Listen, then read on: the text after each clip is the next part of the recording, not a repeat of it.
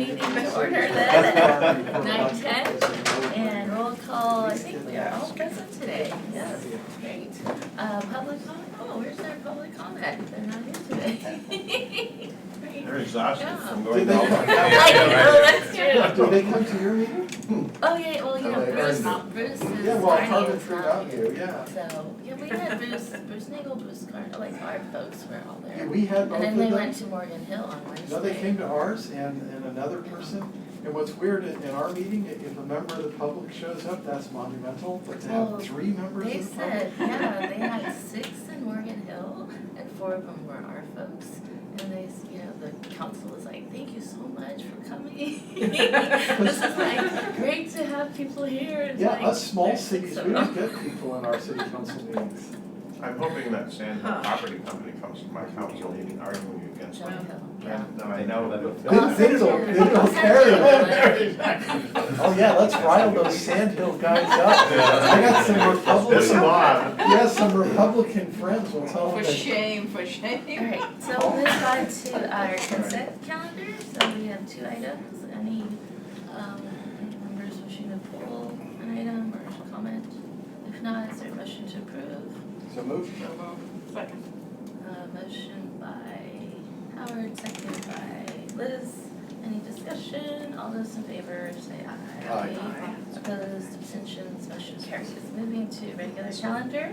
Our first item is our customer resource center. Customer resource center update. Is that Dawn and Pam? Yeah, thanks. The Dawn and Pam show. Dawn and Yes. Pam show. Is that today? Is it Dawn Welcome. and Pam show? Most of it. Well, good morning. Pamela Leonard, Communications Manager. We're just gonna take you along with an update on where we are in building a Customer Resource Center, which is an online platform. So, wanted to give you this update as well as receive some direction as how we bring the rest of the board up to speed on the development of this program, as we are expecting to bring 3 to 5 contracts that will make up the needed support system of building this resource. And that's expected to, those contracts are expected to come to the board in December. So just an overview of the Customer Resource Center program. This is a program that was approved as part of the decarbonization roadmap back in December of 2018. This program in particular was highly recommended by the Customer Program Advisory Group. Since they represented residential customers, they felt that building a platform that would allow to increase energy literacy among a broad base of customers and provide resources for all types of customers, whether they may already be pretty advanced in their knowledge about energy, such as solar customers, or folks who really just need a better understanding of, you know, what's a kilowatt hour. The roadmap budget was, that approved budget for this was $350,000. And we have additional marketing budget that's been approved with this fiscal year to support the website redevelopment efforts that will be needed to support the platform. And the tool itself is going to be online. It's going to have various tools that enable customers to learn more, well, one, be inspired by the actions they can take to lower their carbon footprint and participate in electrification efforts, increase awareness around what is available to them, and then enable some sort of action around building or transportation electrification. And you've seen this chart before, but I like to show it as a reminder of where we've been and where we're going. So, our initial couple of years was really focused around becoming operational, talking about how community choice energy works, focusing on rate comparisons, understanding your bill. This is always going to be an ongoing initiative with education around who we are. But now we're really looking at becoming more active, where we're asking customers to really participate in our program offerings and to take action, which is a very different level of effort on our part from do nothing, don't opt out, this is great, to hey, would you like to consider an electric vehicle? So it's going to be an exciting new future for us and all really focused around our mission. So last year, This is fun. last year we participated in a several months long process to survey our customers to help us really do some market segmentation and really get a better understanding and put into numbers the way that our customer base is broken down by some personas that we've come up with. So you see the breakdown here. This is the result of surveys that we sent to over 31,000 customers and had about a 7% response rate, which is pretty great. So that was a very exciting initiative that we worked on. And Okay, we know where you are, Howard. So just kind of walking through Well, we know how. where you all are. Thank you. I'm pretty much updated. Yeah, right, yeah. I nominate Howard for walking. So just to kind of touch on each of these, we just have some example questions that we often hear from these kinds of customers when we're out in the community. And also thinking about how each of the resources we're building with this Customer Resource Center are going to help address the needs of each of these customer segments. If I may, that is 100%, 120%, 150% of the Right. questions I get. Right, it's a really popular Oh, one. really? So yeah, we all know who Energy One was then. And so for the sustainably rooted, this is, a pretty large percentage of our customers, a very large opportunity to reach, 20% approximately, who are really interested in what can I do more? And so these folks are really gonna be prime for participating, and I think we've already seen a lot of engagement with them for our programs. The busy suburban, so this is another large group of customers who, you gotta make choices really easy for them, and you have to make the information really accessible for them because there's just so much going on, and it's hard to kind of break through the noise and the clutter of everything, and the way that we consume news now is just constant. So we need to really stand out to grab their attention and make it easy. The green on the go, so we look at these customers typically as renters or living in multifamily dwellings. And it's difficult to kind of make recommendations in a lot of these cases when these customers don't have the control of doing upgrades to their homes, or maybe they don't have access to EV charging. So luckily we have other programs to help address that, but we also want to give them options and give them choices, and don't leave them behind. And making ends meet, so these are our customers that are gonna be more price sensitive, cost sensitive, or, they're also kind of in the same area as being very busy, maybe language access is an issue, they're going to need, maybe some more of the educational resources and energy efficiency approaches to helping them with savings on their bills. And then we have our rather nots who just would rather not. So, this is the group that we're continuously, working to educate about who we are and what we do, and may not want to participate, or perhaps we can change minds. But don't spend too much time. And don't spend too much time. Yeah, it's only 5%. We just hear, we tend to hear from them more. And one of the things that might be interesting to do is put an actual number next to some of these percentages, because like 15%, if we're assuming they're renters, we have in our, my city's 50-50. So 15% of 50% of my group is quite large. So it might be interesting just to see where numbers might lie too, because it might change the emphasis as opposed to just percentage. Yeah, the real problem is here, there's overlap, right? You have people who are busy suburban, who also are trying to make ends meet. So there's, if you really wanted to do it, it'd have to be Venn diagram. Yeah, this is very much a generalization of attitudes To and. properly figure out the externalities of our wonkiness. You gotta start, You're doing this before you go to class at Howard? Okay. you gotta start someplace. Forget Harvard, we're in elementary school. I went to Severin's course, I got my externalities all worked out. Okay. So as we have thought about the general subject area or topic areas that we really need to address, energy and emissions, mobility, the built environment, and self-generation and resilience, in other words, solar and battery storage. So when we did an RFI earlier in the summer, we recently had responses delivered against our RFP, and we're evaluating vendors Curious to right know, now. Relative to tools for supporting these different focus areas. And then we've crossed these different focus areas with the outcomes that we're looking for, right? To inspire somebody to even think about something and start looking into their energy use or the potential for buying an EV is different than giving them the list of EVs that are out there today and really helping to enable the analysis and purchase process. So inspire, educate, act. We've been thinking about those outcomes versus these focus areas. Imagine a grid. I think we showed a grid earlier, and you're about to see another one here pretty soon. So why don't we move to the next slide? Okay, pie chart, but this is important.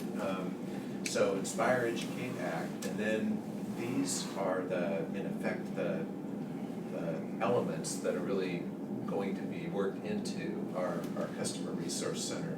So along the top is really, it's what's on our website, it's web pages, it's when you come to svcleanenergy.org, what do you see? What messages are there? How do you go from there to a tool that helps you understand the EV market better, or that helps you establish whether you're a good candidate for solar at your home, or that helps you buy a heat pump water heater, for instance. So we're working with a number of different vendors who are providing us pieces of this. We're going to have a contract, it might actually be two, for that top box up there, and this is going to be with essentially a design and branding agency who's going to help us develop our top level messaging. And then there's the user interface and user experience build out. That's more technical work. Sometimes that's one contract, those two elements, sometimes it's two. And then we have multiple parties we're talking to about the different pieces below. There's the EV catalog and dealer referral. That's a tool set that we see standing alone with a product like Zappy Ride. In the solar plus Zappy Ride, yeah. Which, has a, we're bringing them up as an example since they currently power the PG&E EV marketplace. So it's a very interesting, really nice tool. We have no idea what you're talking about. Yeah, so, I mean, I don't.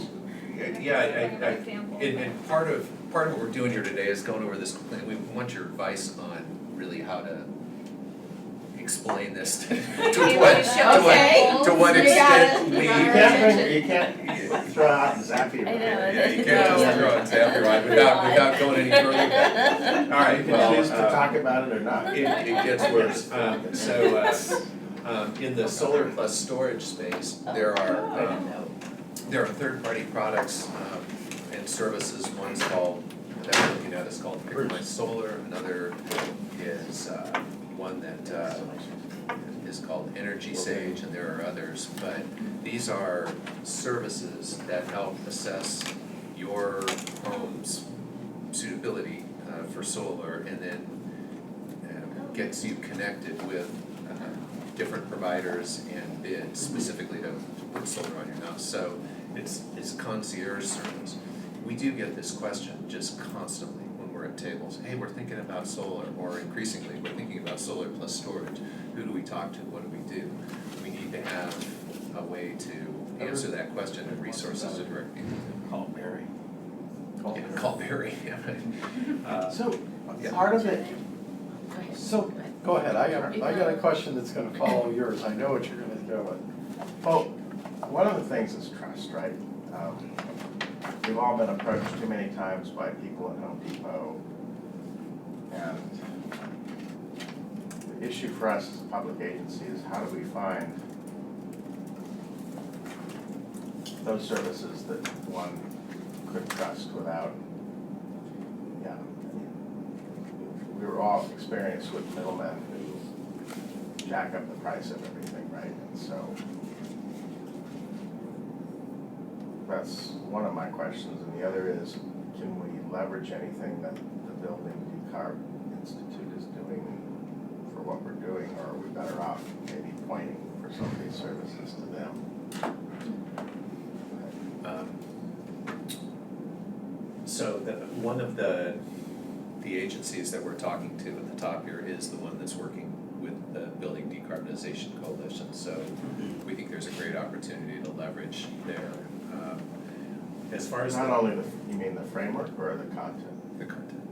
Yeah. Content and Right. messaging, yeah, and Because they're doing their site as well? or- yeah, and they're working on messaging more broadly in terms of campaigns for the general public. They've done a lot of focus group work, including a focus group in Sunnyvale.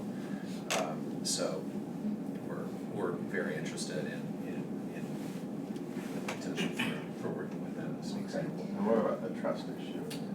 The trust issue down here, we've, so the groups that we're looking at they are middlemen, for lack of a better word. They're services that help you get quotes. So we're not picking installers, we're picking groups that can help you find, three good quotes for your And home. how are they funded? They're funded, they get a piece of the action at the end of the day, yeah. And there are ways that you could set this up where some of that can come back to the agency. We're not really thinking in those terms, but there's sharing that can happen, revenue sharing, or it can just be, it can go back into the customer's pocket. So, and then looking at these different groups and who they're working with today is really an important thing to understand. So how are these functions being used and by whom? And we're definitely seeing these types of services being employed by public utilities. And for exactly this purpose, it's kind of hard to provide advice really any other way, without directing people to contractors, and we don't really want to do that. as well. Yeah, but we're looking at competing services here, and we're really trying to understand what these services track records have been, what their reputations are, and we think we've identified some pretty good alternatives. We haven't picked anybody yet, but that's what we're in the process of. I have a few Were questions. you gonna follow on right on that? Because I have a different topic. I have two different comments. One is, I would be very thoughtful about sharing revenue instead of getting what I would call kickbacks. I think we really have to be very careful about any perception of that. Right. So I would do that, and Yes. just graphically, I am having a lot of trouble following you. So, I don't think, the red boxes help. What you could do is, screen out the background and just put a white film over it so that we know exactly what boxes you're talking about. Oh, I had a question about the concierge services. So we're looking at, we've done this before, but we're looking at doing a second round of offering those energy audits, upgrade audits. Is that in your realm too? Because I just don't want us to duplicate efforts, if we can just dovetail or funnel into what you're thinking of doing, that would make things easier. Yeah, we haven't really thought about doing energy audits. There are other services out there. PayRent has a services for that. And there are other third parties that do that. Now, in terms of tools that you could employ to analyze your energy use and give you recommendations, we are looking at some options for that. Those products tend to be quite technical, and we're not 100% sure we want to put that in, a V1 release of this, but there are some real interesting possibilities there, and so we're looking at those options too. I may just bring this. So I think we will do what you suggested, and I'm thinking connecting the previous slides with the different personas? Yes, So it's almost like this customer journey mapping, yeah. because customers are in different places. Some folks will look at this website and resource center, online resource center, to be inspired. So we may want to show which pieces Yes. they would go through. Other people want to be educated. We can show the same slide but just highlight the places of education. And then we're making this website for all those folks Right. who need all. I think that'd be helpful. My comments, okay, everything you guys said is fine, I'm super happy with all that. I just wish we knew somebody on the air quality to start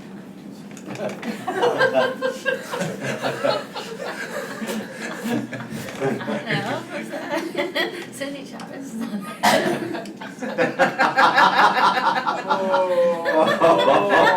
Okay, what is it that you want? Look, I'm good at this level. To me, there are two things that are going on, and I've experienced this very firsthand trying to get stuff done. Right. No place did we mention the word contractor.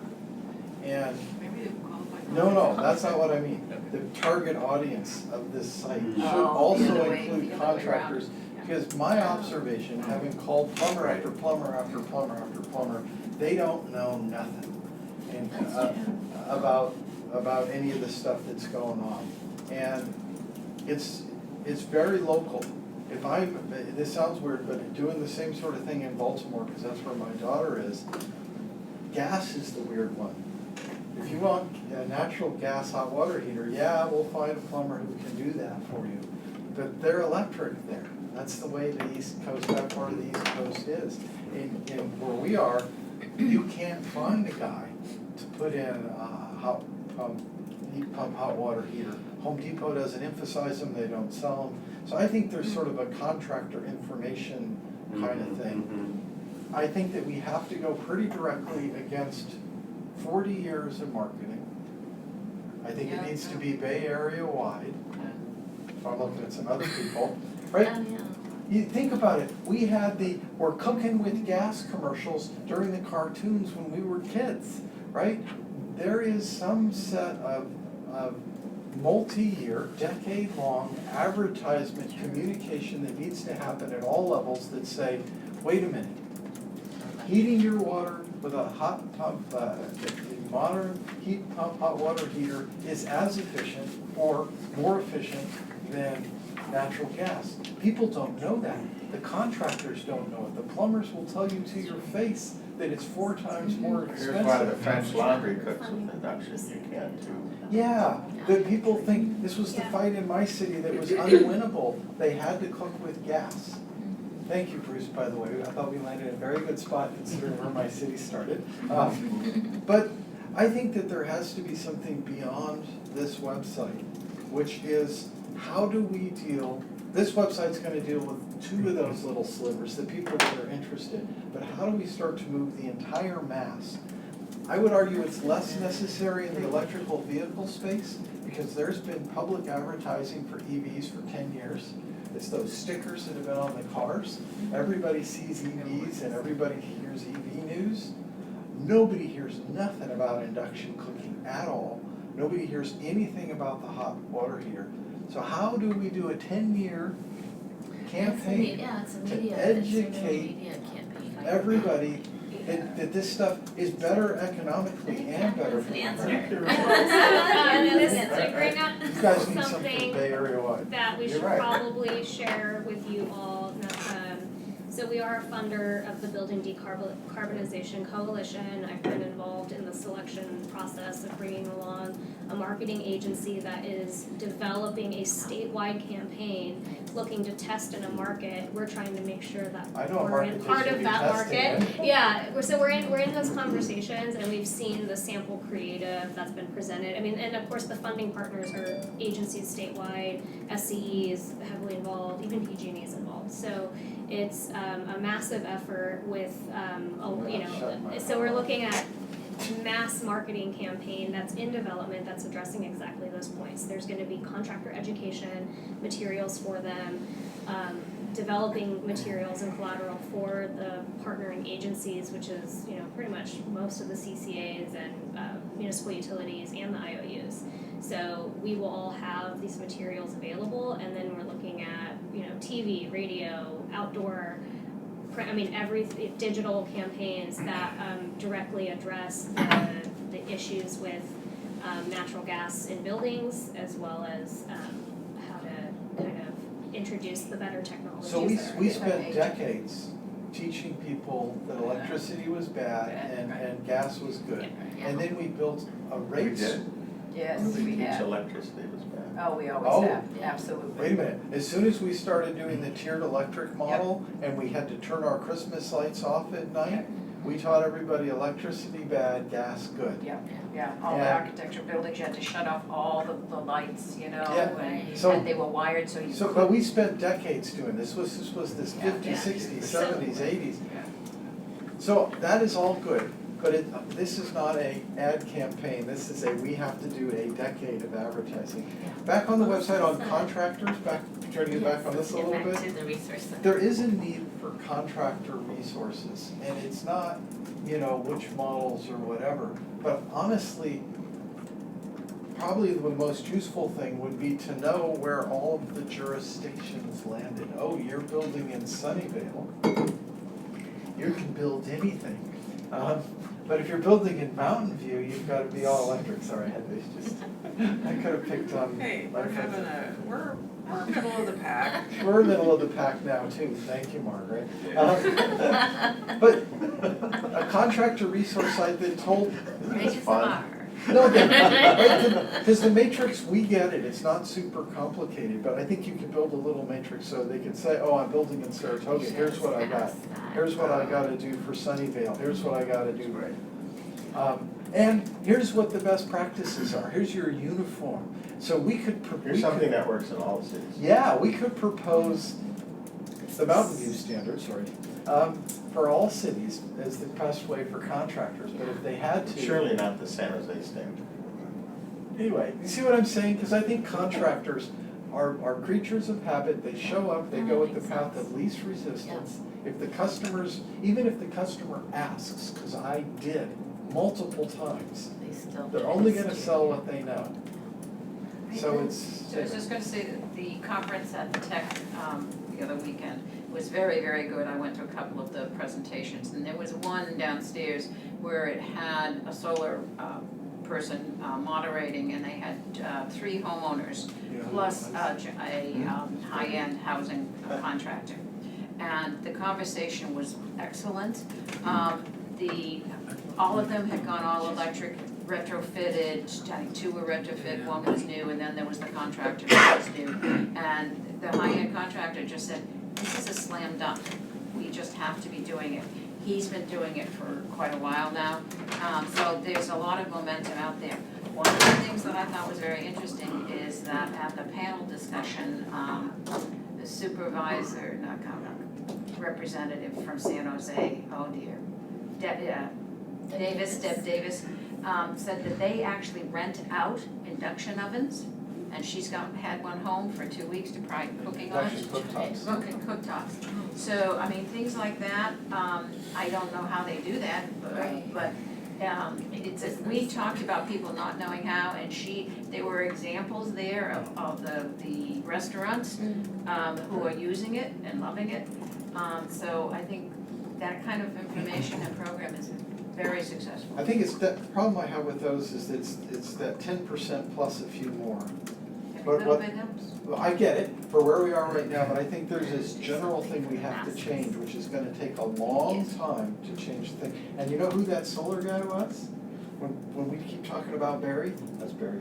Oh, and just FYI, they said that Lowe's, not Home Depot, Lowe's has these electric heat pump, hot water heater, and they have contractors Oh, that are nice. trained on that unit. Home Depot has them, but looking at Home Depot on the East Coast where it's like super prominent, and ours, it's the one in the corner with all the dirt on it. I'm going to Lowe's to see what their display looks So like. I'm gonna go to Nancy Yeah. and then Bruce had some comments. Yeah, run the meeting. And then we're gonna Oh, yeah. move on. This is really Let's get on interesting, with a it. few more Yeah. slides. Yeah. Can I make one comment on the slide at some point? Yes, can we go to Nancy though? She's been patiently waiting. Yeah, I think this is heading in a good direction. And, so the CRC stands for what again? Customer Resource Center, that may not be what it's called in the end, but that's what we're calling it. So, yeah, about a month ago, I sent out a thing from the Alliance to Save Energy about their Empowered Time of Use Education project. So would it be possible to maybe include an education component for, The whole rate change thing that's happening every year? well, no, just like for like elementary school kids, cause this is teaching, it's a whole curriculum with teacher training. Oh, yeah. That I sent to the board a month ago, everybody that. should have gotten it. Thank you, Andrea.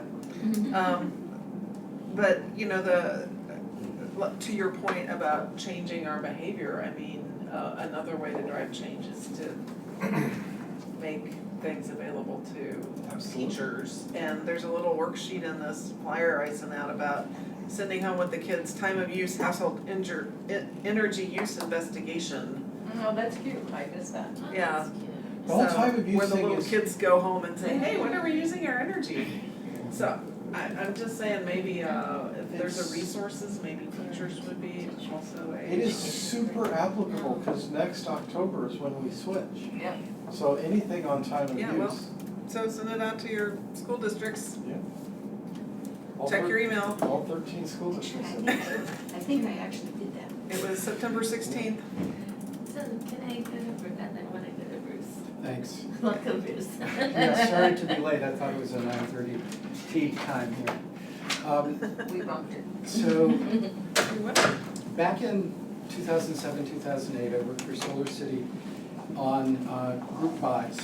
And many of you live in cities where I ran a group buy program in those days, and some were very successful, some not so much.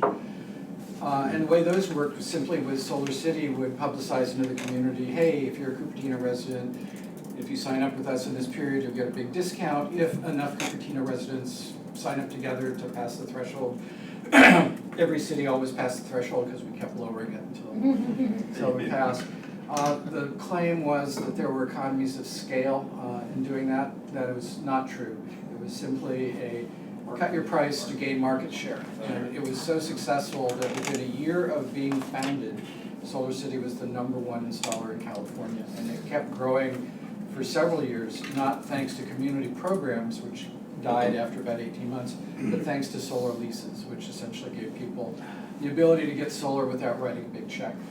After we got out of the group buy business, several companies took a whack at it. The most famous in the late 2000 decade was one block off the grid, a San Francisco company that would basically say, okay, we're putting Western San Francisco up for bid. All you solar contractors who want all the leads from Western San Francisco, give us your best price. And they would collect those bids and award all the business to the winning vendor. And they were an ethical startup. They produced huge volumes of leads. And in fact, that swamped many of the smaller companies because at that time, there were only 2 or 3 large solar companies in California and lots of small ones. And so companies like Luminalt in San Francisco would focus, get that deal and then add a lot of staff to deal with it. And then if the next bid was, say, Hayward,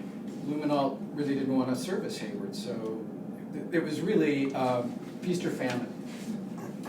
So over the last couple of years, residential solar in California has sort of declined. Not as popular as it once was. It hasn't fallen off the table. But starting next year, when every home in California new home has to have solar, the industry is essentially going to double. So there's gonna be a whole lot of new installers, new marketing people, new sales reps. And most of the companies are still pretty small and they don't have the desire to become enormous. They want stability, they want good staff who they don't hire and fire. And so it's a very transitional and stressful time for the solar industry, and I'm concerned that in many cases, quality will diminish. And so the one thing that I would say you have to focus on is understanding whether the vendors that get recommended through this third-party lead generation group have some quality standard that you are willing to stand behind. I think that in general, most of the solar industry is pretty reputable, but man, there are some really bad apples out there. They lie about what your savings will be, they lie about what the value of your home will be increased by. And so just be careful about quality, because no matter how much you try to be hands-off, it will come back to you as the deep-pocketed, public, responsible adult in the room. We started with you and look what we got. Yeah. My fault. Yeah, Thank you. sure. Did you have a comment on? Yeah, this slide to me has far too many words, I can't digest it. I would suggest, it's not like all this isn't important, but I would suggest you have maybe just 3 boxes with a word or two. The first one is, let's start with the middle one. You know, this is a module for those interested in solar, so maybe the word is solar, and the other one is EB, and then this one is more general, right? Other, maybe. And then on a, other interest, and then on a subsequent slide, you can break these down, but there's too much going on in this slide. You have all of this on the left, which also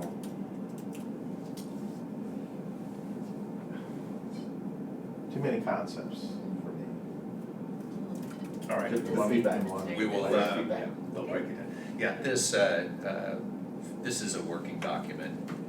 It's probably not effective as a communications tool, but Yeah, this is really right. helping us architect this solution. No, Yeah. I So we appreciate can, that. no, but this, it's good to be reminded, and this is exactly the type of input we're looking for.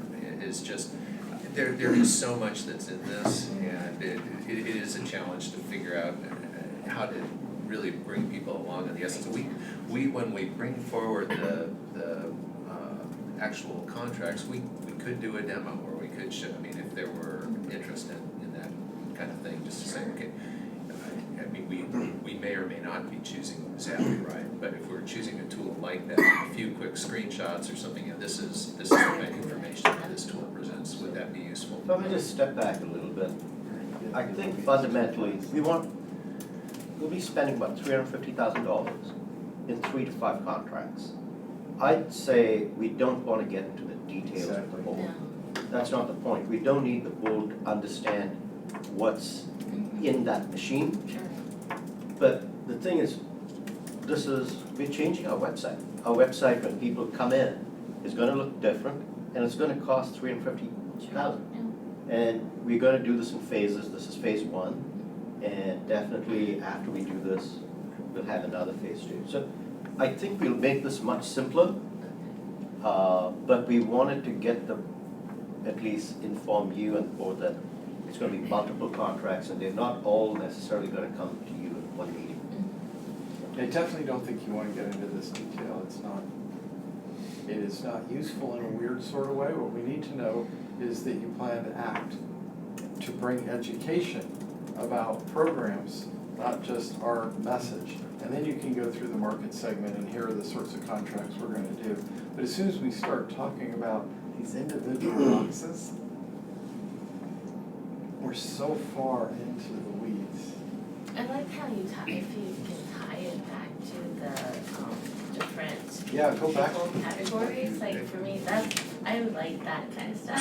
So maybe we do that and then show, okay, yeah, for the person with the solar question, then here's They go where over they go. So Liz and Nancy, I had you two. Skip it. Yeah, I do a couple of things.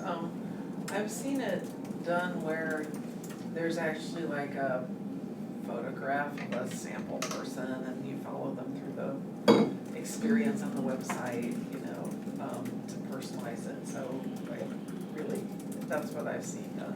We'll do that. And then the other thing is, in terms of some of these things, it's gonna change a lot.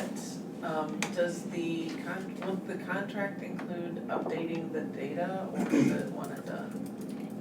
It'll be an ongoing, each of these will have an ongoing annual license. So the $350 is the initial, getting everything set up and contracted to build the resource center.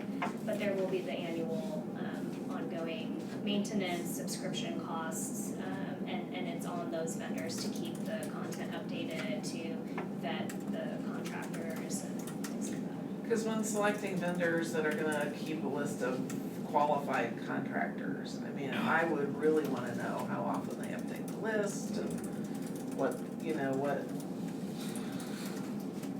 I'd be really curious about. Sure, it's easy to toss things up on a website, but it's really not so easy to keep things fresh and relevant. Great, we can move on to the next Good. When this comes to the board, it's informational. Or are you asking for action? Because we've already approved the money. Right, so. Provide input, yeah, I mean, these could be consent contracts. But this presentation is informational. Yes. Yeah, right. this is Yeah. information. Yeah. The So we, contracts will not be the contracts will be in front of you for approval. So part Right, of I this got is, if we put this on consent, and our board item is written as, we've already approved $350,000, we've gone through this with the exec committee in relative detail. And then here are the 2 out of the 5 contracts, and then the next meeting, here are the 3 out of the 5 contracts. And if you're comfortable leaving it on consent, that would be my But preference. are you gonna do this level of a slightly reduced, cleaner version of this presentation in regular session as an information item and say, in the future, you're gonna get all these contracts? Is that your Yeah. plan? Yeah. Okay. Yeah, or coincident with maybe the first contract or contracts. So if in December, we're bringing a couple of contracts, we could have a. So This maybe- is not an action item, it's an information item, and it gives the context for So this November, contract. we can bring it in as an info item. Yes, and then do the And contracts. then we'll say, in December, you'll start seeing the contracts due. If I may, I think the storyline could be slightly different. I think it would not hurt to have the starting point, which is educate, everybody's been educated for 50 years on X, Y, and Z. And one of the important things is to, in our Customer Resource Center, is to move the discussion along. And what Pamela said before was, what you're doing outside to educate the public, the big campaigns. I think that's a really important introduction to how we're not carrying this load ourselves. This is what's happening everywhere, and this is how we're fitting in and moving it forward for our customers. Something like that. Yeah, that's a really great suggestion, because, I've been thinking about if there's this massive, really broad blanket campaign, where do the people go from there? And so if we can capture our customers and direct them to us, as opposed to some external statewide site. And we also don't have to take the burden of that education Right. on. Which is a pretty good lead into this as well. So some of the third parties that we're talking to, well, all of the third parties that we're talking to stress the importance of bringing people to a site, right? You can build the best site in the world, but if people don't know about it or aren't brought to it, it's just gonna sit there. So part and parcel with thinking about some of these tools is how we engage customers in, with offers or other sweepstakes or whatnot, which can be advertised through email and are really effective at drawing traffic. And yeah, we have 110 or 120,000 valid email addresses, and we're talking in terms of potentially, dozens of communications through that channel a year with these customers. So, I mean, we're talking impressions that could be in the millions. And again, that's where this starts to get interesting, because this really can be a way to help over time, engage people in the reality of this transition. And there will be people that will jump on that opportunity right away because they know about it and have been brought along, and the others that might be hearing about it for the first time, and in 3 or 4 or 5 years when their water heater goes out, they'll be ready. So yeah, that's part of this too. It's a big part of it is how are we going to be bringing people to this resource, Really enough. People I know in the direct email marketing industry would caution you against overusing Very cautious. email. Yes. So That's true. you have to have an impactful message and good content from the get-go. Yep. And then not, you may be all tickled to death and excited about your latest website update, but if it's not of real value, right, you get customers that start to stick you in. I have filters, frankly, right, where most of my email goes into boxes, and I usually browse through them occasionally, and then I purge them. So you don't want to be in my filter. No, and I'm saying this more generically, right? People have gotten used to, if they don't click on subscribe, which is death to you, they'll do other things too. So you have to be careful about using your impressions well. Yep. So this is our general timeline. We had the RFI process mentioned earlier this summer. The RFP that we issued closed late the week before last, and we're now in the process of interviewing the actual finalists with respect to these different tools, and then we're looking to bring contracts forward in December. Okay, we've had a good discussion of this. Just this is what we were looking for, was input on how to present this. I think we've got our input, and maybe I'll also say we could bring another update to the board sometime at the beginning of the year. To the exec committee. I think this has been very useful kind of discussion, and we could, I think the contracts we'll put on consent, but then we'll bring it back to you sometime in like January, February next week. As we do these things, I think part of what has to happen is, so many things that we have to do, is to get the discussion focused sort of at the right level. Because you put a bunch of details in front of 12 super bright people who's all got ideas. We'll give you feedback on every now. Yes, you And perhaps it may not be as necessary given the scope and extent and the goals and directions that we've already given you. Yes, perfect. Great. All right, anything else on this item? Exciting. All right, very exciting, yeah. Thank you. So we'll move on to item 2.3 then, the member agency results communication. Okay, so Dawn and Dan. this one should be relatively easy, I hope. But we did this last year, basically on a fiscal year rhythm. We put together an annual summary of results, and this is a draft, by the way, and we picked on Cupertino. Yeah, where's the one that says Saratoga's? But so there's some Cupertino specific numbers in here. But we wanted you to just take a quick look at this. If you had any input about other elements you might want to see in here, or if you think this is generally on the right track, then we will bring back the official version of this for each community at the November board meeting. And then this can be something that you distribute or use for whatever purpose you want. One of my biggest concerns in talking to non-aligned elected officials, and I can pick on them from almost every city, is our fellow elected officials don't have any information. And your mayor told me it was an accounting scam. We were doing nothing for the environment. That's your mayor. Who's the mayor? Water. Rich. Oh, it's Rich. Yeah. But it's, again, it's, this is super great, and I think these are useful within our community for those of us who are energy minded. I just think that there's another level of communication with some of these facts more frequently than annually that go to all the council members that say, by the way, your citizens are saving money, and you're changing the environment, and it's costing you nothing. I don't know, more basic than this, not that us. It's like for us, the first one about greenhouse gas emissions reduction.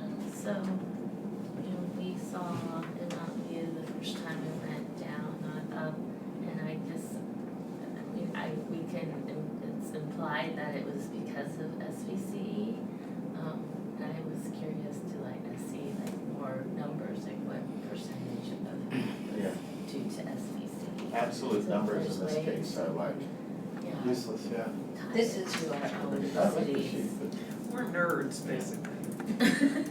We are, our communities Our are. communities are nerds. So the more data and numbers and specifics. The truth is we don't know. So that question. Yeah. So we have a general sense, but we don't know what each of your community's inventories are. We know what contribution, transportation, and energy it made, but we don't have the full picture. That's the city's responsibilities Do we- to Well, so manage. could we there's say definitely versus information. PG&E, here's the percentage of greenhouse gas emissions that were saved? I guess what Just I'm due to looking for is, electricity. can you, I guess, I have been looking to SVCE for that kind of data, things that we as cities don't have the capacity to do, and then also becoming the clearinghouse. So, can you tie it to our cities? We can give you our data from the city. Can you help us analyze it more specifically to get to those numbers? Is the question. And then, we might say, well, what's Sunnyvale doing? And, there's always that comparison question. And could you have that clearinghouse of information for all of the cities in our, area? So what we have today, and this may or may not be directly addressing what you're talking about, but we have put together, each year, inventory data for transportation and for energy, which is gas and electricity. Mm. And that's PG, DA, us, so we have about 90+% of what is in a city's inventory. And we are providing that data annually as a resource to cities that want it. And not every city wants it. Some cities aren't doing inventories, Yeah. but most are, Mhm. and they're taking that data and then working it into whatever their cities will update their own inventories periodically.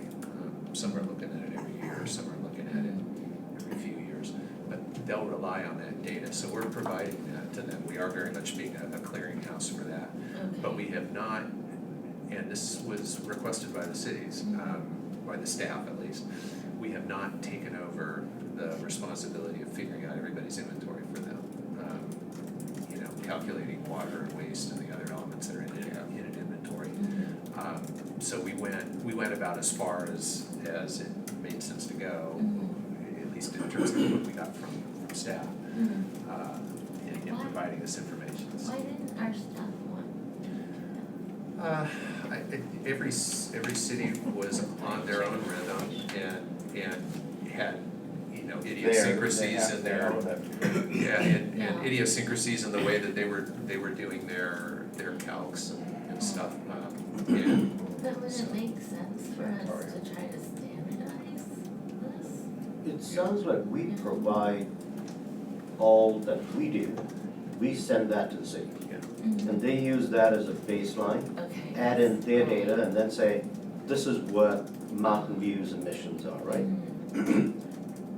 Maybe we can talk about this as to there's another loop, but once that's done, maybe you can Bring it, send it come back to us on our website, something like that. Yeah, So we have that information in one place. yeah. And also, I know that every city does things differently, and frankly, that to me complicates everything. Should we be really looking at standardizing it all. So we really know, we're not comparing apples to oranges, but, apples to apples. So I'd like, maybe if there are additional comments on that, we could take the comments and then come back to you Okay, yes. at a future meeting. Sure, I know it's not about this Right. much, but On yeah. this one also, I wanted to address Rod's comment, I think your point is, put context to the numbers, Mhm. right? So what is 29 million pounds? Yes. Big, small, right? That's- Percentage, Percentage. 1.6 million saved, what, How much did a regular How mu- residential what- customer get? Or what is that? Yeah. well, or what's the percentage Yeah. of savings that we've seen? Mhm. What's Yeah. the percentage of greenhouse gas emissions reduction? Or average savings. Well, the savings is 3%, right? We know what we did with that. That's, Well, so It might what not we, be as good as it this, sounds if you this, say that's 3%. this 19.8% number Mhm. this is across our communities, this is what we've saved. Okay. And you give it to us individually too. Well, we didn't Okay. do a percent for each city. Again, that, then we've made some generalizations to get to 19.8 because we've basically allocated a certain percentage across cities for water and But waste. you do know and exactly what it is for electricity supply. We, Right. By city, you know exactly what it You know what we've done versus what PG&E would have done, I assume. yeah, and that's where this GHG savings has come from, yeah. So you Yeah, know the that's- percentages for our cities on electricity only. Yes. Oh, so And that would that's be- the number. that would be Yeah, useful. that's the number that We all want that number for I the mean, same reason. I realize that our carbon footprint is greater than our electricity, but if we're just measuring ourselves by what have, we done, and the very simple base case, our core function is providing electricity, so what have we done, what are the metrics on? Since we what haven't we've driven accomplished? fuel shift yet, we can say that's what we've done. And you could say, and we are decarbonizing, working to decarbonize in these following other ways, but for our core mission, which is our real impact so far, this is how we have done My one comment is, if you send anything to the cities, would you CC the board members that represent each city so we know the information's coming? We would be sending this, Not this, Oh, sorry. the other material that you said you were sending cities, If you're sending it to city Inventory. staff, Staff. you want it sent to us. I want it sent to the board member as well as staff. and the inventory, yeah. So 90% inventory. well, yeah, we've made it available, so we have the data, they come to us to get it, so we haven't been, But when you email Mailing and it say out. your data is available, just email us so that we can go to staff and say, What is please, it? now go Did you get go this get data. it? Yeah. I think we Tell did me this what it last said. year actually, right? Yes. So I sent an email to all the city managers, which you drafted. That's sometimes With not the efficient. links That's not, sometimes not sufficient. Which is Yeah, fine. so I'm Put us saying on that we email. CC'd all of you on that. Okay. So last year, what we sent to the city managers went to the board. End up in the same folder as Nancy's email.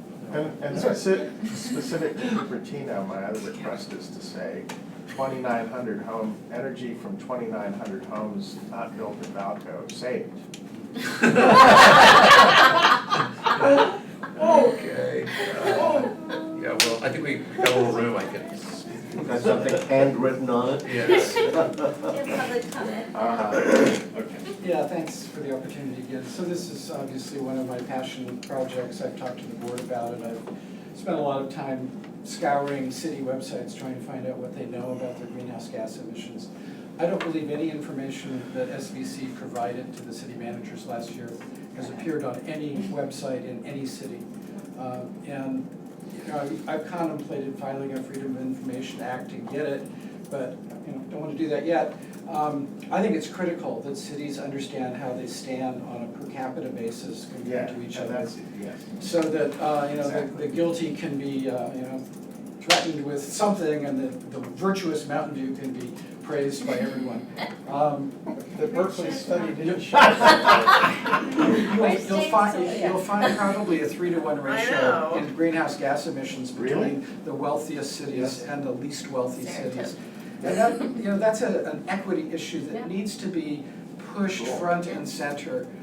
Margaret made a great observation at the city council meeting on Tuesday, I lost it a week, just this Tuesday, that if you were to allow single-family homes to cook with gas but not multifamily homes, you're essentially giving the wealthy who could buy a new single-family home a license to pollute that's unavailable to those who can't afford to do that. Yeah. I think it's a really cogent argument, and this agency is perfectly positioned to share the 90%. Everybody can pollute. And if it were to step up and to do the thing that the city staffers said they didn't want you to do, that would add some additional value. Here's a couple reasons why that I know of cities wouldn't want SVCE to do that. For example, in Cupertino, you know your biggest employer is 100% greenhouse gas free with their DA purchases.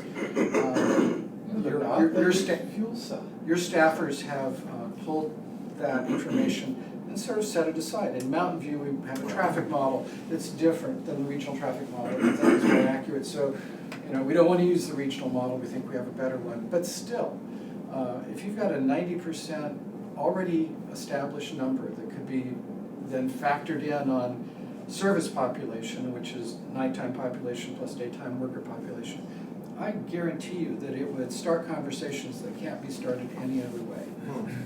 Love to see that make sense. So do we So- need an SVCE consolidated view of all the cities that shows some of this? We've actually talked about that before. Because the city, going to an individual city, all they're gonna do is brag, right? But if you have a site that compares how we're doing per capita, that could be really. But I Well, think going if you had the site, Right. Coventry, Silicon Valley, and other activists could do the pointing. You provide the data, we'll provide the political action. Okay. Yeah. I will tell you that Silicon Valley at home has been doing data and pointing fingers with Sorry. incorrect data. And Yeah. taking They credit. would get, yeah, and totally bad information, it's very, no, it's reality. But I was going to go someplace and I talked myself out I'm of it. gonna let Girish speak then while you're thinking. So, I just a little bit of a time check. Yeah, We I know. have Amy, and then we have a closed session with an action item. It's an important closed session. Oh, then we should get going. Yeah, let's Uh, run this meeting. We're- Yeah, Thank you. so if I can just say in Okay, terms of Howard, then, next no steps. more comments from you then. That wasn't the bulk of comments on this one. So I will take this as an action item to follow up on, and we'll bring you back something in terms of how we can provide SVCE region-wide information, Great, and to the extent we can slice it up yeah.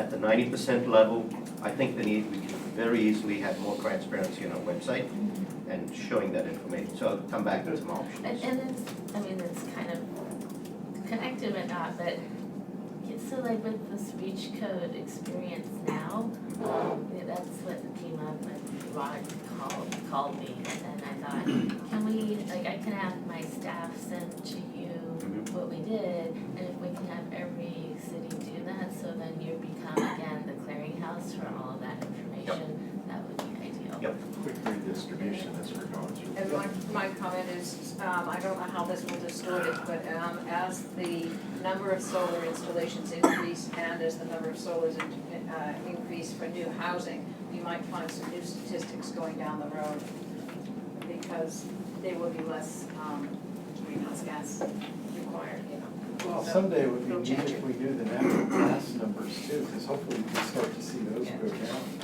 Are we Number done of with gallons this? of gas sold going down. So on this, we will Electricity's gonna publish go up. this next time, Yeah. we'll try to put the 29 million pounds into more of a percentage Yeah. context. Yeah, we'll make some changes before we set it up. Yeah, Whatever they are. Yeah, we'll work with that later. Great. All right, moving on to item 4, the virtual power plant. Is that you? Oh, Amy. All right. Amy. Should I wait for the director's? No, let's Or just keep going. Okay. Just go. Yeah, It'll be written. Okay. Get out of here. Alright, There's a leadership group lunch today, so. Right. Yeah, everybody's gonna be I'm supposed to be in double booked. Monterey right now, so you guys are ruining my weekend. Keep going. How much time are we talking, like 10 minutes total? Max 10, let's keep it, try to do 5 minutes. Okay, This is an I info can do it. update, Yeah. and it's in line with the strategies that you've approved. So, We could go into infinite detail, but you I- do not want that. Let's not do that today. So I'll target 5 minutes then. So thanks for the opportunity to speak. She's learning. So this is a brief update on the virtual power plant initiative, and actually the main theme of this particular update is resilience. So first, just to recap, what is a virtual power plant? So this is a term that we've been using in board meetings occasionally. So just wanted to recap. So it is a cloud-based aggregation of customer-sided smart loads. And those smart loads could be EV chargers, they could be smart thermostats, storage, etc. But these are assets behind the customer meters that can be coordinated in the response and ramped up and down such that they act like a traditional power plant. So there are a lot of benefits to these in reducing greenhouse gas emissions, and also paying for these grid services effectively helps buy down the cost to the customer to make electrification more economic. Okay, so for SVCE's virtual power plant program, if you recall, this is the main program priority under the grid integration and energy efficiency program area in the decarb roadmap. We have had board approval December 2018 with the roadmap, and that also included a budget around $1.5 million over 2 years for this initiative.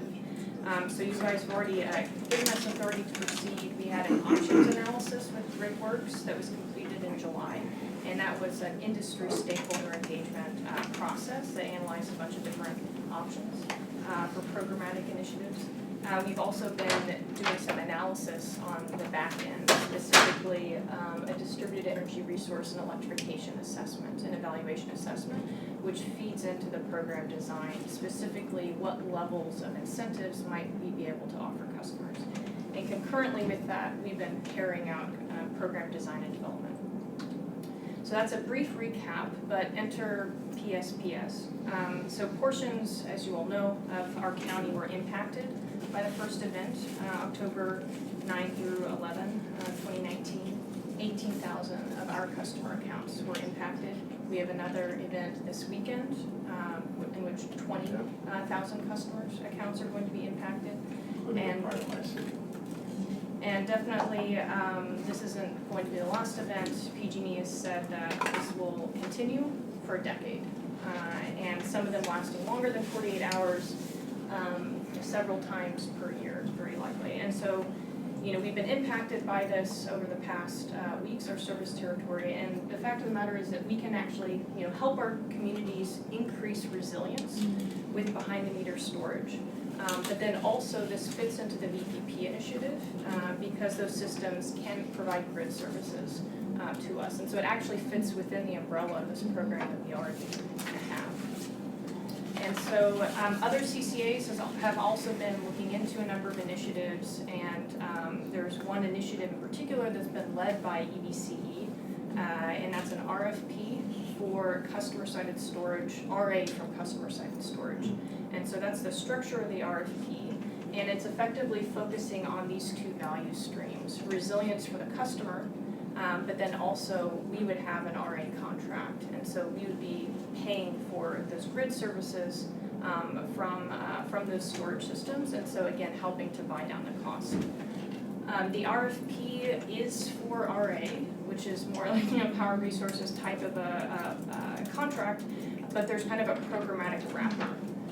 And so in this RFP, we are asking for solar developers, solar and storage developers like Tesla, Sunrun, et cetera, whoever will respond to this RFP for a specific proposal on a go-to-market plan. And the expectation is that there will be a level of co-marketing. And so not only are we helping to make these systems more economic by monetizing that capacity value, which will be passed on to the customer, but also this will help chip away at customer acquisition costs, which again would be passed through to the customer. So for solar systems, storage systems, customer acquisition costs can be 30% of the total system cost. It's really expensive for them to get customers. If they're co-marketing with a trusted energy agency, such as SVCE, or potentially with member agencies, you can bring that cost down significantly, which is passed through. So I'm kind of bearing the lead here, but the big date is Halloween. So the target is a Halloween release date for RFPs from EBCE, SVCE, and PCE. So there's also the potential actually for others to join. There's been a lot of interest in this, a lot of community support for taking action in response to PSPS. But definitely these three agencies are going to be doing a joint release. And I think going back to just hitting on the motivations, so we want to show the legislature that CCAs are adding local value. We want to show that CCAs are coordinated and actually working together. And this also precedes the Cal CCA annual meeting. And so it helps us reinforce all of these themes right before our main annual event. So there's going to be a splashy joint press release, and there's going to be a lot of PR about it. When does that happen? October 31st will be The press release will be on the 31st. yeah. So specifically for municipal facilities, just for a little bit of context, the way that EBCE has approached their drafting of the RFP, they're excluding them, specifically because they've already been working with their cities on a dedicated RFP kind of later down the line. And so we went to our MOG yesterday and got feedback on what they wanted to see. And the input that I received was, we can leave this RFP open for SVCE to include municipal facilities. If there are any that are ready to go, there's no reason why they can't, participate, but to follow with a dedicated effort and a dedicated RFP. And so the guidance was to initiate that city stakeholder engagement that would just broader than just the sustainability folks. Of course, it's Why would emergency they services. exclude meetings? They already have Because- something else going. Yeah, so they have so they already have an initiative going, and also they have the business model has to be a bit different because they're nonprofit, and a lot of the financial incentives for storage and solar are tax-based. So there's that element, and it's also critical, so it kind of deserves and merits really its own big initiative. So that's the guidance that we've gotten from the MOG, that what they would like to see, and so the plan is to kind of come back with them with a more detailed proposal of how to proceed and start having those conversations. But for us, we can just leave it open for muni facilities in case there is any entity which is ready. Okay, so here's the kind of longer term timeline. The RFP would be open until December, mid-December, then we would be selecting vendors and negotiating. The plan would be to have contracts to you, and these would be RA contracts kind of with programmatic components and utilities in February. And then after February is when these developers would start basically advertising and getting new systems in the ground. And So just- then, sorry. Maybe I sort of missed it.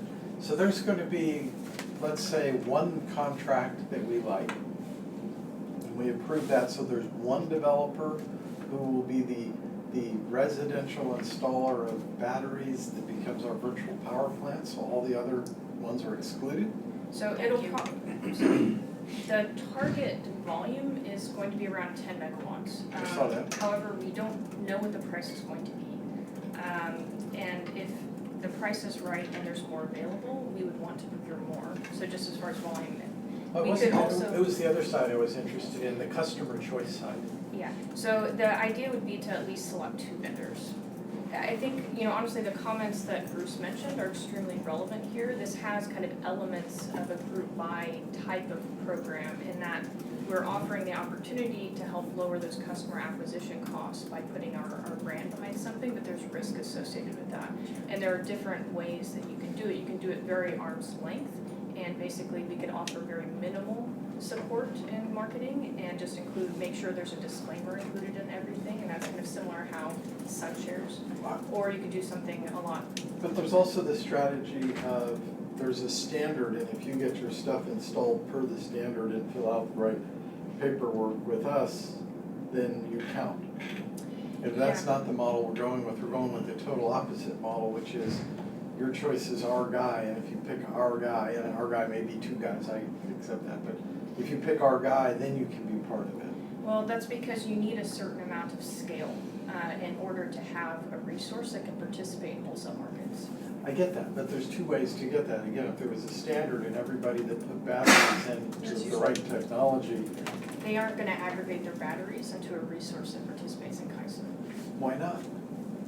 because they're competition, so they, No, they're not. When I'm a homeowner, I'm not in competition with my next door neighbor. If I go with the LG battery solution versus a Tesla Powerwall battery solution versus, you know, an SMA battery solution, right? The question is, what do I do with it then? I thought when we were gonna do virtual power plant that the customer could then say, my battery resource could be available, we would aggregate. What you're saying is a single vendor is going to do an install and that's the aggregation point. so our RA contract will be with an aggregator in specific. And so it is, as you're saying, it's limiting it a bit. However, this is just kind of phase one of the VPP initiative. There would be a broader platform that would incorporate multiple asset classes, like smart EV chargers, home thermostats, et cetera, including those that are already installed Yeah, and a customer can participate. Yeah, I'm more worried about a customer being able to go pick a vendor and a battery, whatever they want, and then commit it to this program. And I don't see the path that gets us to that. It's similar to one of the electrical rate systems now, right? You say, if I'm using this kind of power and we have a power outage, you can cut me back, right? Right. So you sign up to say you can cut me back. It's sort of that same kind of thing, that the customer chooses. Yeah, I didn't realize that this, because it's so dictated now to exactly who and when you get yourself installed if you're part of this. And it's not this month I've decided to do battery, and since it's been done to the right technology, I can now add it into the aggregation pool through some administrative process. So they're totally different directions, and that was, Yeah, and I Maybe think the RP needs to we're include it. doing multiple. And so this is an initiative that is specific with a couple aggregators, because at the end of the day, they're gonna be on the hook for delivering a certain amount of capacity and need a certain amount of scale. And they're not gonna be interested if we have 6 contracts with 6 different aggregators. But we are signing other RA contracts.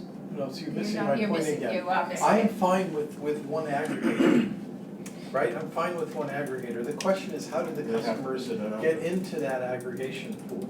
And the system, the way you've described it, is to be in that aggregation pool, you get it installed by them during this window. Is there a What way I'm to thinking disaggregate is to that? have one aggregator, just like you're talking about, but people sign up. And they go to the aggregator, I've got 5 batteries, and the aggregator says, well, your batteries are worth this amount, because they've done the math. Is it about the fact that the batteries are behind the meters, so there has to be a communication path and a control path? It's a part of the customer agreement between the developer and the customer, how those batteries are operated. And so in order to provide capacity, that has to be baked into the customer contract. But I think to your, maybe I'm not understanding, but I think the VPP platform, which would come next, it would allow other asset types, including storage that already exists and customers that already have these So they could resources. sign a contract after the fact and get into the aggregation pool, and they could get some money for that. Not these specific aggregations most likely, And the but it's next going one. to be through our VPP platform, a broader VPP platform that's more kind of customer focused. And so there's not just one opportunity for us to monetize value, provide payment basically for grid services. This is kind of specific. So if I can say, I'm hearing that there are what I'm gonna call 2 totally different approaches here. You're using the aggregate approach, and then you're using the VPP approach, whatever it is. And the aggregate is, I'm gonna call it a business approach, going out for an RFP to have somebody figure out how they can provide our RA in any manner that they want. One of which might be providing battery backup, but it could be a zillion other things. We don't really care, they're just gonna come up with a proposal which fits the definition of virtual power plant. A second totally independent one is more, I'm gonna call it of an individual aggregate. Somebody's gonna have to come up with a platform that is going to say, I did my solar 10 years ago and I'm gonna put battery in it now. And when I get my batteries installed, I wanna put it into some kind of aggregate. Those are two totally different programs. They can be stacked though. That's how we're designing Yeah, it, but but- yes, exactly how you But they're described it. totally different contractual business approaches. Yes, Yeah, exactly. I get it. Thank you. I'm sorry for No, my no, poor it's- explanation. Can part of the messaging of this be, we're now in an environment where we have PSPSs, and so, there's value to a homeowner in having a backup supply, Yeah. to be able to do things off the grid. That also has value Yes. to us in That's, reducing peak demand. yep, Exactly. that's exactly. And the value it has to us, that value is being paid to the customer, we're just buying down the cost. Honestly, with a marketing message like that, people concerned, people that have medical equipment at home and others, I mean, I would guess that could take off like a wildfire. Right, so that's the one last comment I would tie into, which is this, people are probably, even more right now, people are asking, how can I go off grid, how can I stay online? And I don't know quite, but I'm sure it's part of this discussion, and I think in the messaging and explanation and the RFP requirements, that needs to be an important aspect of it, because at least my old technical experience was, there's a big deal when you go behind the meter, you have to be able to shut your meter off so the power doesn't go into the system. So, I think we really need to Well, be the able grid to. is shut off and you wanna Yes. function anyway. Yeah, so I think we have to be very thoughtful on how we include that requirement in the RFP. People don't want to be part of an aggregate and then not get the benefit of it. Sure. Good. Very, very Very cool. exciting. Yep. Very cool. I mean, and a timely response to what's Yes, going here we on. are. So Seriously. that's Oh, nice. October 31, a joint press release, and then we have the annual meeting of CalCCA, where this will be announced, we'll have legislators there, et cetera. much Do more the to come. resilience part and the off-grid part. That is going to be That's- an essential part of Yep. the press release. It'll capture everybody's imagination. You might have a power outage at that exact same time. All right, next step. Hand out flashlights to read the So, press release. next steps, we're going to incorporate the mock feedback, so we won't exclude meeting facilities, we'll proceed with having conversations with the mock and city on specific meeting needs for resilience. We've gotten some great feedback here. If you have any other feedback that you want to share, please let us know, and we'll incorporate that. We have a little bit of additional analysis to do on our side in our finalizing the process with EBCE and PCE, and then, releasing it next week. 5 So, days, 6 days. yeah, so this is a big hustle, but it's worth it. Don't And- forget, hand out flashlights when you do it, so Ah, that everybody can read brilliant. the press No, release. Since power will be out at that time, At thanks to Halloween. an emergency And put a CC shutdown. No, I- logo. I actually think that swag in the form of your PSPS flashlight with our, Yeah, we just gotta change the name on this. This is the best flashlight ever. Change that to say your PSP emergency flashlight. PG&E shut off your power, but we're, We're But still- we're keeping keeping you your on. lights on. Yeah. PSP, PSP emergency device. Come on, we gotta change the name. Thank you so much. very cool. This is the best thing We'll ever. start public. Next time you go first. He had a doctor's appointment. Oh, did you? Yeah. Okay. Yeah, I would play we're this. So going time live. check wise, we'll have you all here through lunch? Yes. Okay, great. So 5, open item 5. We are, yeah, Board really. Hand out flashlights. Can you give me Thank you. flashlights by now? I just appreciate that we are well poised to actually Do something. do something that people will really go, wow. Yeah. We will get a lot of attention. Yeah, Thank good job you. on that one. Thank you. Thank you. Yep. Thank you, Pam. Who's getting the PSP flashlights? That's all I want to know. Is that too cutting edge for us? Too snarky? Maybe a little. I think it would be awesome. I have. All right, so we're talking about board elections. We for are, next so in the interest year. of time, we very brief. We really just wanted to get any feedback you might have on the process and timing for our 2020 appointments for the board chair, vice chair, and committees. So the process that we have currently in place would be to request that anybody interested in chair or vice chair submit a letter of interest to me. I know it's just sorry. As well as distribute this so that people can let us know who is interested in possibly joining a new committee. Here you'll see we have our current roster for those who want to continue or possibly not continue. And what's the timeline? Okay. And the timeline for this would be, of course, we're bringing it to you today. So long as you're okay with this process or have any feedback, we bring it to the board next month. We would do a verbal reminder at the December meeting, and shortly thereafter, we send an email with the instructions as well and the requests. We request to receive the letters of interest for chair, vice chair, and anybody interested in this committee continuing or otherwise by December 19th as well, before the holidays. And we would include that information in our January board packet, in which we would make decisions on the chair, vice chair, and executive committee selections at that meeting. This is for January 8th. At our Not January. all councils are set then, right? That was gonna be my question, was have all the councils made their appointments? Usually But not. there's no way around that.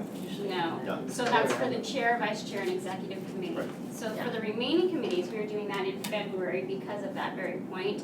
Usually by February, we have a majority of our group in place. So anybody who may be new and might be interested in joining a committee can do so. So we would distribute this matrix to everyone